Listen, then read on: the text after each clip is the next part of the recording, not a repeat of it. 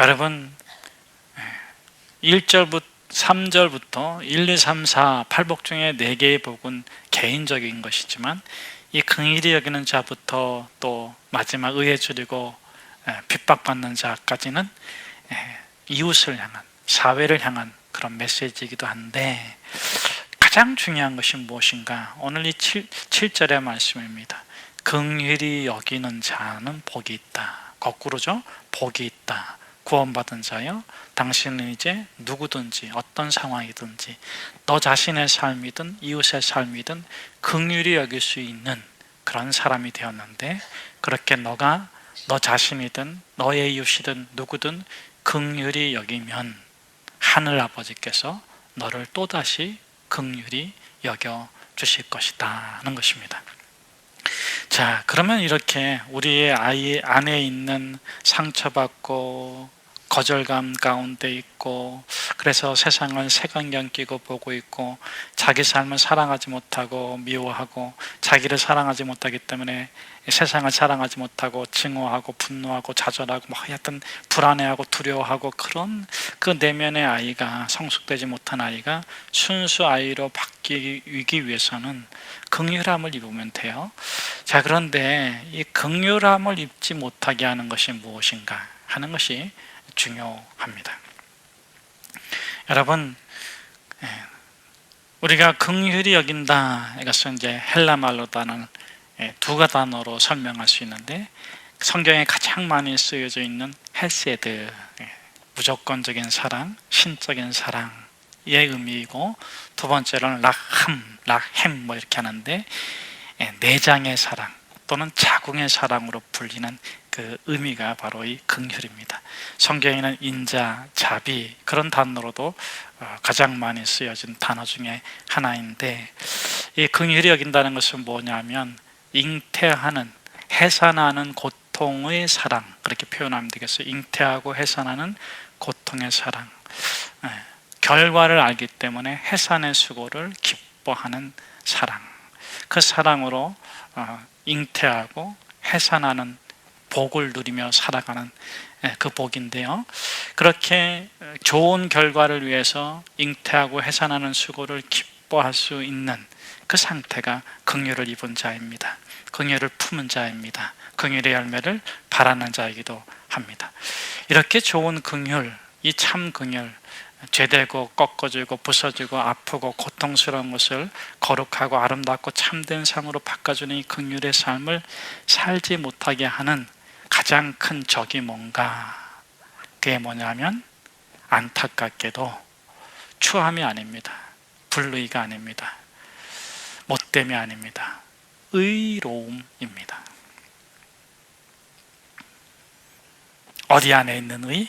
내 안에 있는 의, 우리 안에 있는 의로움입니다. 누가복음 10장 22절에 보면 이런 말이 있습니다. 그 청년이 자기를 의롭게 보이려고 예수님께 묻습니다. 내 이웃이 누구입니까? 한 청년이 예수님께 왔습니다. 이렇게 묻습니다. 어떻게 해야지 영생을 얻겠습니까? 하나님을 사랑하고 너 이웃을 너 몸처럼 사랑해라. 그랬을 적에 이 청년이 22절이죠.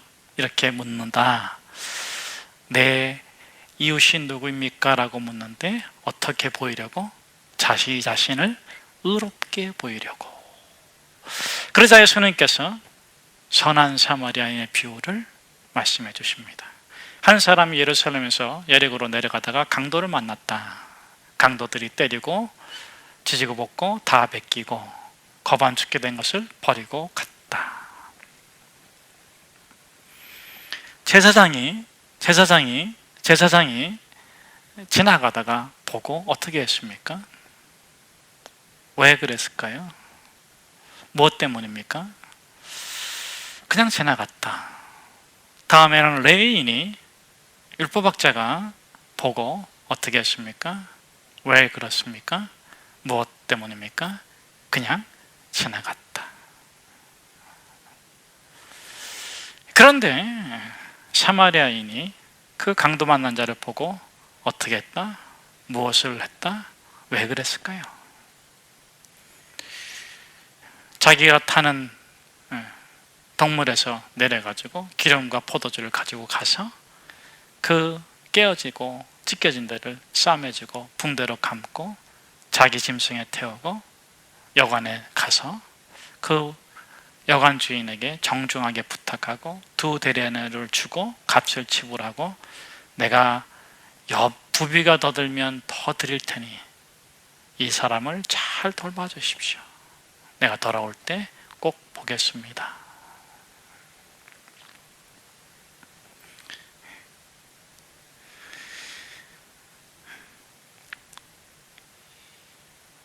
레위인과 제사장은 무엇을 포기하지 못한 겁니까? 무엇을 꺾지 못한 겁니까? 자기의 옳음을 꺾지 못한 거예요. 자기의 옳음을 끝까지 주장했기 때문에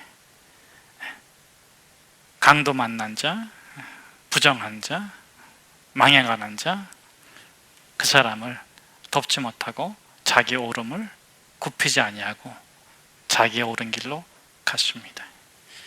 이런 사람의 특징은 항상 마이 스토리로 살아가요. 마이 스토리. 항상 자기가 옳은 얘기합니다. 우리 젊은이들이 싫어하는 얘기, 나 때는 말이야. 나 때는 말이야. 항상 자기가 옳은 얘기를 해요. 마이 스토리. 그런데 정말 긍휼한 삶을 살았는가? 옳음의 열매가 있는가? 자, 그런데 이 사마리아인은 자기 얘기를 하는 게 아니에요. 내가 어떻게 살아왔고 어떻게 살아갈 거를 얘기하는 게 아니라 내가 지금 무엇을 해야 하지? I am이에요. I am. 내가 지금 여기서 하나님께서 나에게 원하시는 게 뭘까? 묻고 듣고 실천했다. 여러분, 이 긍휼의 삶에는 5단계가 있습니다. 첫째는 들어야 돼요.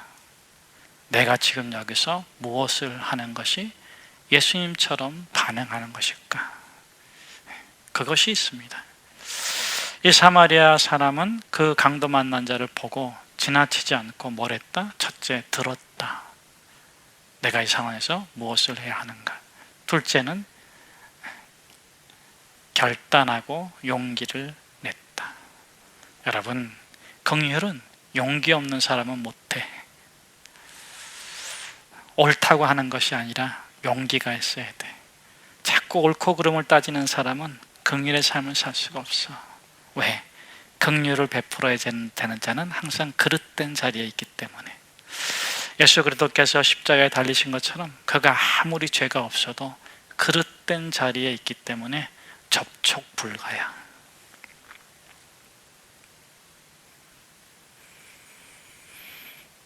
그래서 자기 자신에게도 긍휼을 베풀지 못해요. 매장시켜 자기 아픔, 자기 고통, 자기 괴로움, 자기의 힘듦을 묻어도 건들지 않아. 남도 못 건들게 해. 썩어가는 무덤처럼 그 내면이 썩어감에도 불구하고 절대로 못 건들게 해. 그래서 뭐가 생기는 거예요? 분노, 증오, 불안, 두려움, 공포. 결국은 벌 받을 거야.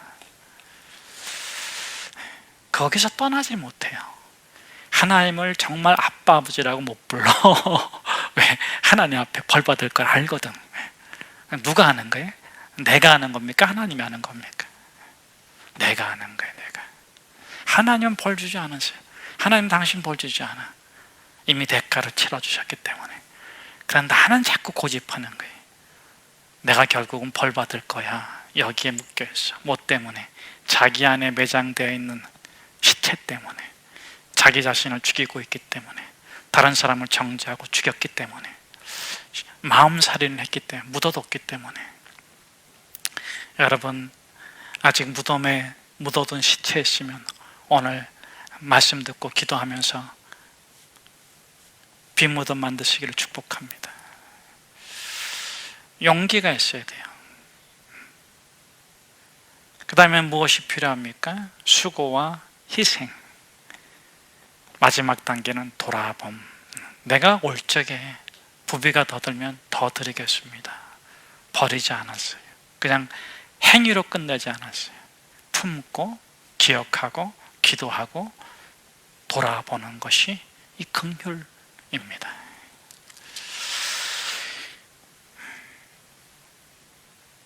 그렇게 이 예수님께서 비유를 말씀해 주시고 나서 누가복음 10장 29절에 보면 그렇게 되어 있어요.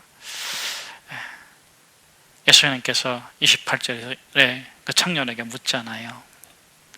누가 강도 만난 자의 이웃이 되겠느냐? 너의 이웃이 누구냐? 이렇게 묻지 않았어요. 누가 강도 만난 자의 이웃이 되겠느냐? 이렇게 물으셨어요. 여러분, 내가 사랑하는 사람만 사랑하면, 내가 미워해야 될 사람을 미워하면 그것이 어찌 그리스도인의 사랑이고 그리스도인의 삶의 길이겠습니까? 이방인들도 그렇게 하지 않습니까? 예수님께서 우리에게 바라시는 것은 우리가 사랑하고 싶은 사람만이 아니라 우리가 사랑할 수 없는 사람도 어떻게 해주길 바라십니까? 긍휼을 베푸시기를 바라십니다. 긍휼은 용서와 사랑을 통해서 옳음의 방향으로 함께 살아가려고 하는 애씀과 노력을 포함한 일체의 신앙 행위가 긍휼인 것입니다. 29절에 예수님께서 묻으시자 그 청년이 뭐라고 대답합니까? 자비를 베푼 사람입니다. 긍휼, 라햄, 해산의 수고를 기뻐한 사람이 그의 이웃입니다. 그에게 예수님께서 이렇게 말씀하십니다. 너도 그와 같이 행하라. 내가 갖고 있는 옳음을 끝까지 주장하면 마이 스토리밖에 못 써요. 근데 그 마이 스토리는 반쪽이에요, 반쪽. 근데 그걸 딱 내려놓고 나의 옳음이 용서와 사랑을 통해서 함께 사는 삶으로 어떻게 갈 수 있을까? 이때 필요한 것이 무엇입니까? 이것이 이 상태가 긍휼의 마음의 상태인데 여러분 이때 필요한 것이 무엇입니까? 마태복음 9장에 보면은 두 소경이 나옵니다. 두 소경이 길에 서 있다가 예수님께서 지나가신다는 얘기를 듣고 크게 외칩니다. 다윗의 자손 예수여, 다윗의 자손 예수여, 우리를 불쌍히 여기소서, 우리를 긍휼히 여기소서. 이거는 눈을 고쳐달라 이런 게 아니에요. 내 문제를 해결해 주세요, 이게 아니에요. 다윗의 자손 예수여, 진정 당신이 메시아라면 우리의 전부를 받아주십시오. 우리의 전부를 받아주십시오. 우리의 전부를 받아주십시오.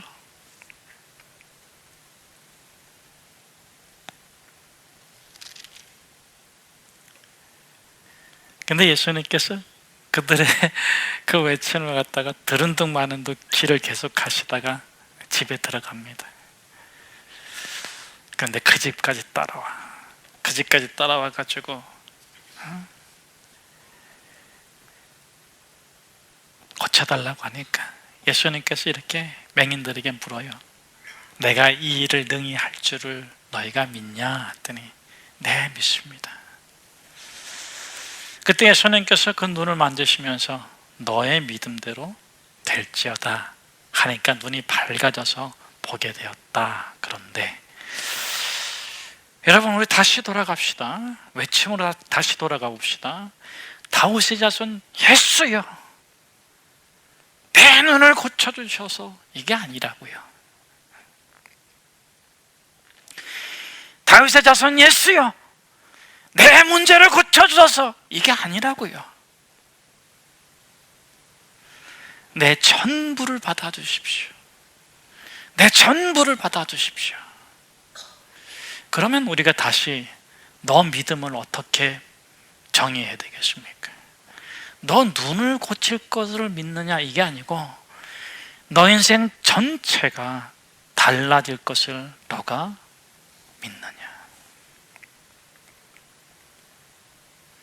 너 인생 전부가 다르게 사라져야 한다는 것을, 그리고 너가 그렇게 살 수 있다는 것을 너가 믿느냐. 믿음이 뭡니까? 예수님께서 눈을 고쳐주시고서 어떻게 살기를 바라시는 거예요? 너가 맹인이었던 것을 묻어버려라? 아니요, 그거 인정해. 사람들이 어쩌면 너가 잊어버릴 만한 때쯤이 되면 너 맹인이었지? 그럴 거야. 네, 제가 맹인이었습니다. 그런데 지금은 앞을 보게 되었습니다. 지금은 맹인일 때처럼 살지 않고 앞을 보는 사람으로 제가 저 삶을 가꾸어 살아갑니다.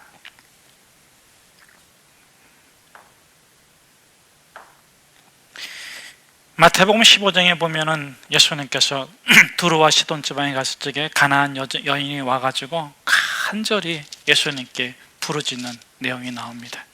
예수님께서는 그 여인에게 큰 믿음의 사람이라고 말을 했는데, 여러분 그 여자가 뭐라고 얘기를 합니까? 주여 나를 불쌍히 여겨주십시오. 내 딸이 귀신 들려 죽어가고 있습니다. 여러분, 자기 딸이 귀신 들려가지고 그 귀신에 의해서 죽어가고 있어. 근데 이 여인이 예수님께 와가지고 예수님, 내 딸을 고쳐주세요. 그런데 나를 불쌍히 여겨주십시오. 이 여인은, 이 엄마는 귀신 들린 딸을 내치지 않았다, 버리지 않았다, 품었다. 그 고통을 겪고 있다.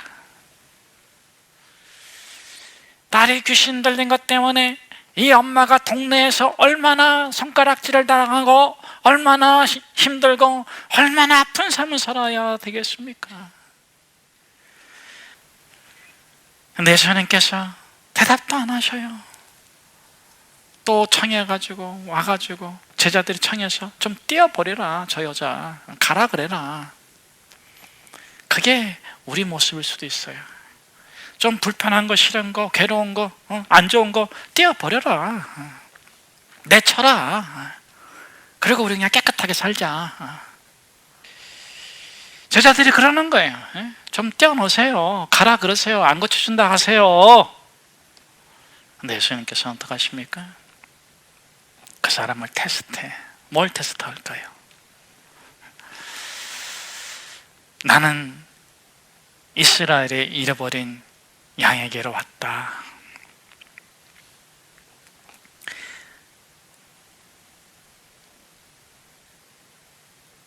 다른 데로 보내심을 받지 아니하였다. 그렇게 얘기를 합니다. 그래서 이제 거절의 표시를 했는데 그 여인이 예수님 앞에 딱 가서 무릎을 딱 꿇고 절하면서 자기의 머리를 땅바닥에 딱 대면서 이렇게 말해요. 도와주세요. 도와주세요. 도와주세요. 도와주세요. 여러분, 지금 이 여인이 자기 자신을 도와달라는 겁니까?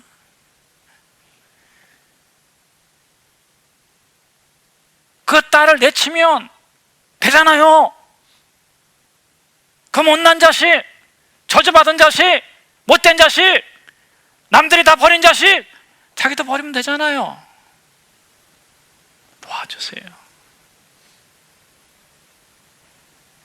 근데 예수님께서는 정말 무참하게 또 뭐라 그러십니까? 자녀의 떡을 취해서 개에게 던지는 것이 합당치 않다. 너 개야, 개 대체야, 뭐 이런 거죠. 가장 수치스러운 표현을 쓰신 겁니다. 그런데 여러분, 그 여인은 어떻게 했습니까?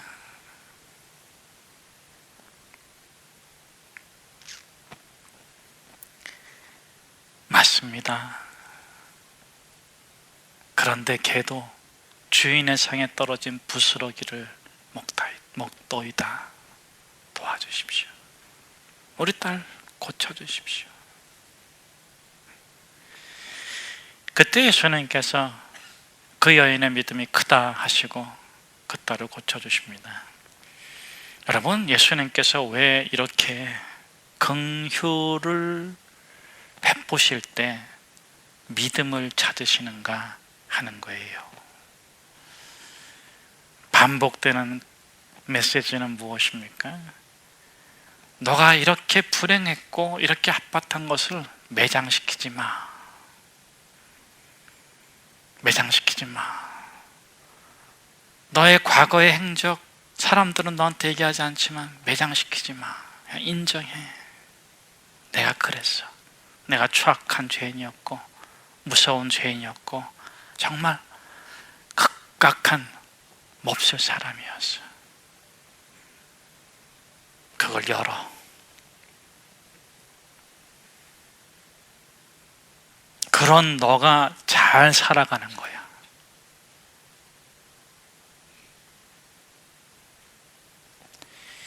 그랬던 너가 잘 살아가는 거야.